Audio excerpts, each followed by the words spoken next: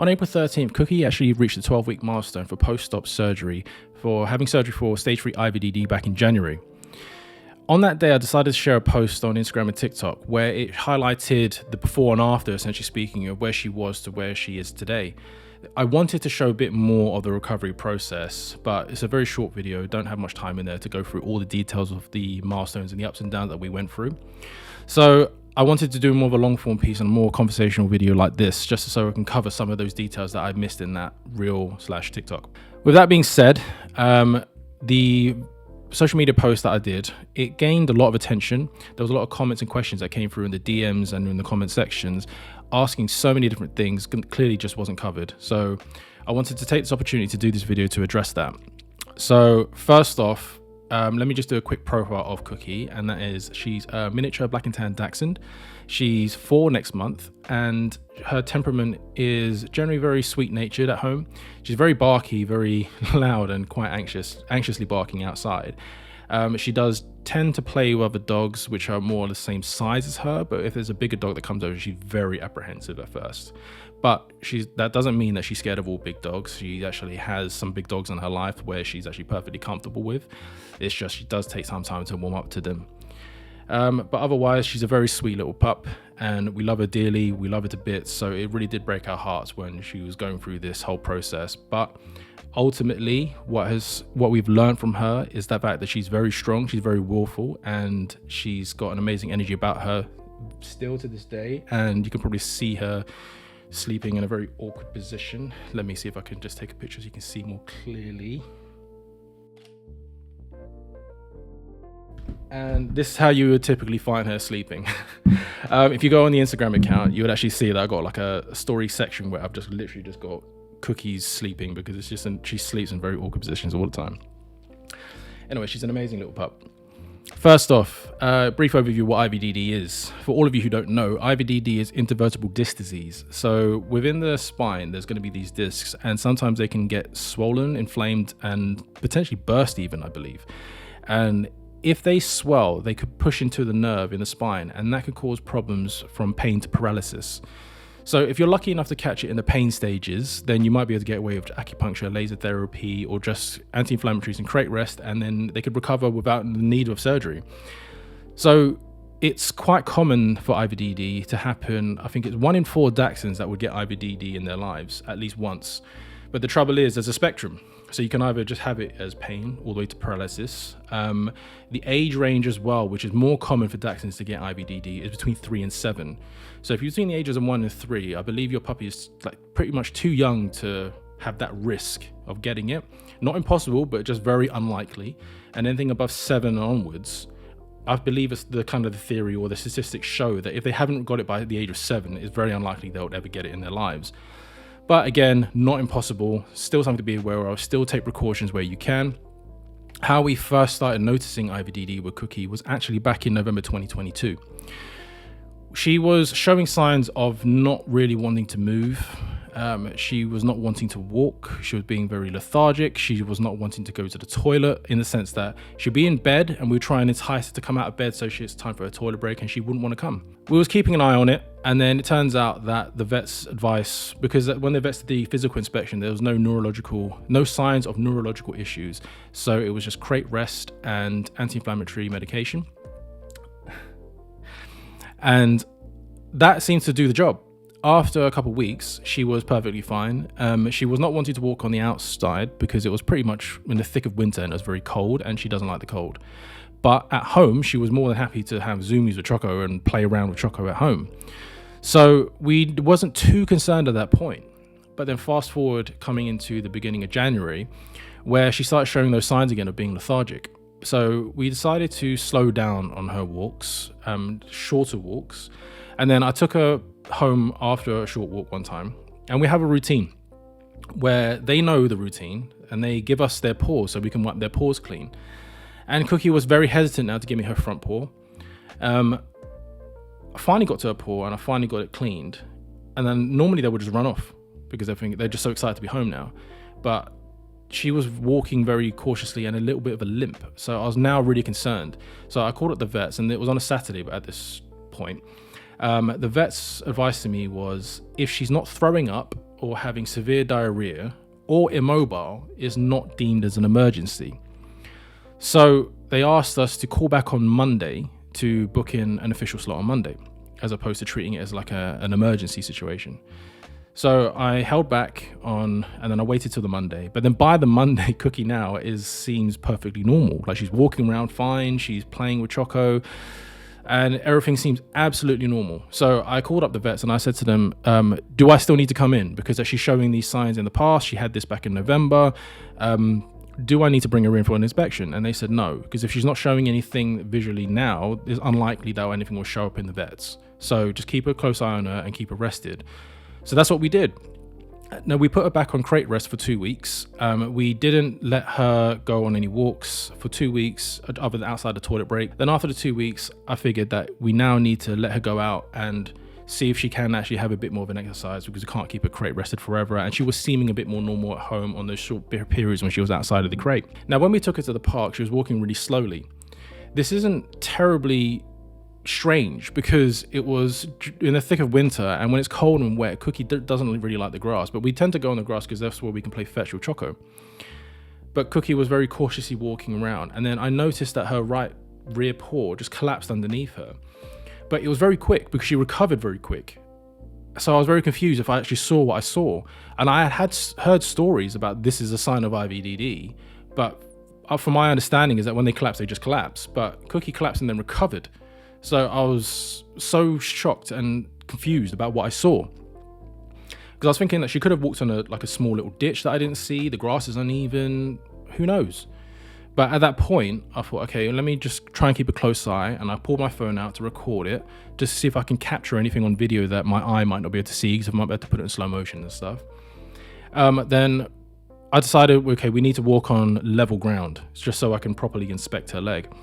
And then when we decided to leave the park, I noticed that her right leg was swinging very subtly. It's more obvious on the video, but to my eye, it could have just been her walking just a little bit slow. Anyway, at that point, I decided to call the vets and said, look, we need to get an inspection of her right now. And thankfully, the vets was actually literally around the corner from the park where we were.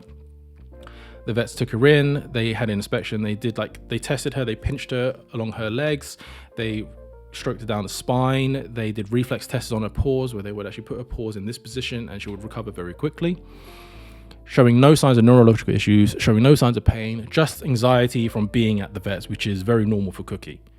So the vets basically turned around to us and said, there's nothing wrong. They saw absolutely nothing wrong with Cookie. So I pulled my phone out and I was like, look, can you just look at this video, because this video is showing me something different, and there's something definitely wrong. Then the vets basically looked at the video and was like, I agree. Looking at the video, there's something not quite right. Looking at the inspection with her in front of me, she seems perfectly fine. So at that point, the vet said, as a precaution, Metacam, anti-inflammatories, and 2 weeks crate rest once again. So when the vet left the room to go get the Metacam, when Cookie was on the vet's table, now on a solid surface, her leg just collapsed underneath her again, and she quickly recovered.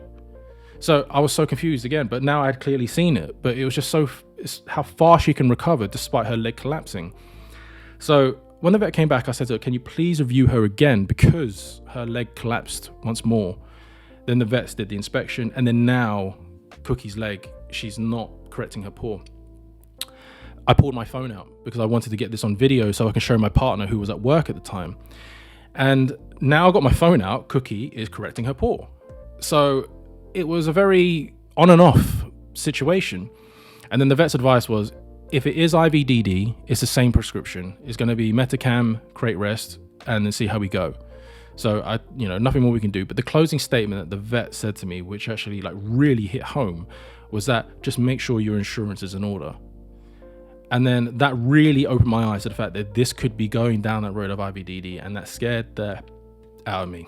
So anyway, nothing I could do at that point other than take her home, keep her comfortable, keep her rested, which is what we did. And then we took her for the last toilet break. I think it was around 10 o'clock. I'll double check the timestamps, but I believe it was 10 o'clock. And she was walking around very slowly. She took herself toilet, and then we took her upstairs, put her back in the crate, put her away. Next day we woke up, we took her out, and now she can't stand.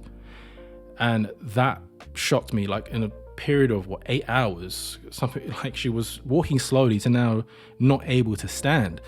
And that was just crazy how that happened overnight. So then the first thing I did, I called the vets. I said, she's degraded massively. I want to bring her back in for another inspection. And they basically just turned around to me and said, Metacam takes 24 hours to start kicking in, to start doing its job.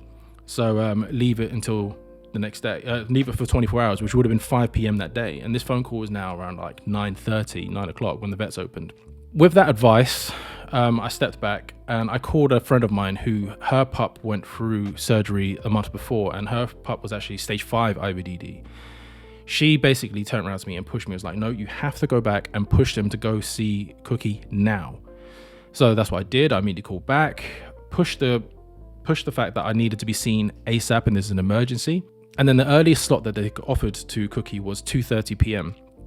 And so we just had to, there's nothing we could do at that point. And we just accepted the 2:30 p.m. appointment. We went in there and immediately they was like, yep, she needs to have an MRI. And they rang around to different vets that could perform the MRI and to see who could come back first and who would take Cookie's case, because not all vets have the capacity to do so.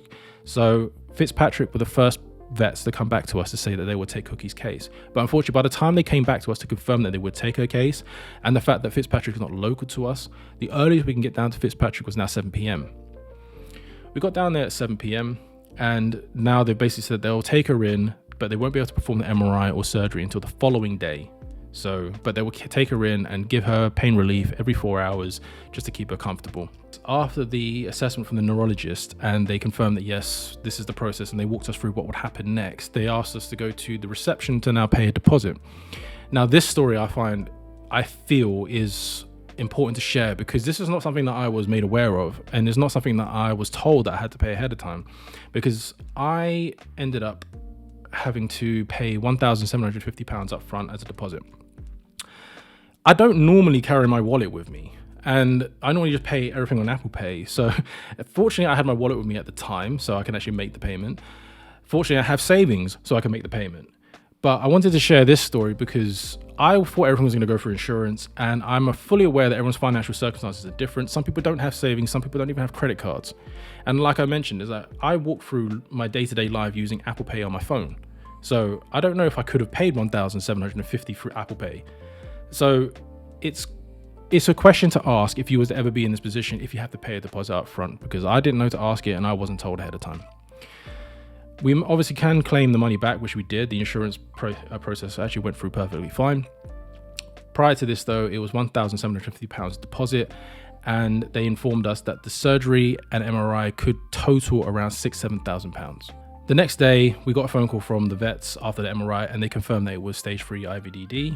Actually, they just confirmed it was IVDD. They don't actually tell us what stage it was at this point. After Cookie went into surgery, they then called us back again just to confirm that the surgery was a success and she's perfectly fine. So when we collected her now, it was just advised to us that we have to do physiotherapy 3 to 5 times a day. I can't remember the exact routine that we had to do because it kind of built it up over time. But it was just physiotherapy, create rest, toilet breaks only, very minimal time on her feet. And her condition when we came back to us is that she was unable to stand. We had to use a sling to support her rear legs, which she was just dragging around on the grass. Her throat, because through surgery, they put something down her throat, and her bark was very strange, and it was just it was sounding very different to us, and I didn't realize what it was at the time, but her bark was very different. So just to wrap up, I just wanted to do this video just so I can give a brief overview of what IVDD is, just so you can get to know Cookie a little bit better and get to know her and understand her personality. In addition, I also wanted to show what we had seen in more detail prior to the point of diagnosis and the diagnosis process. And I really hope that this information does help you in some way, whether if you suspect your pup going through IVDD, it gives you something to think about and look at.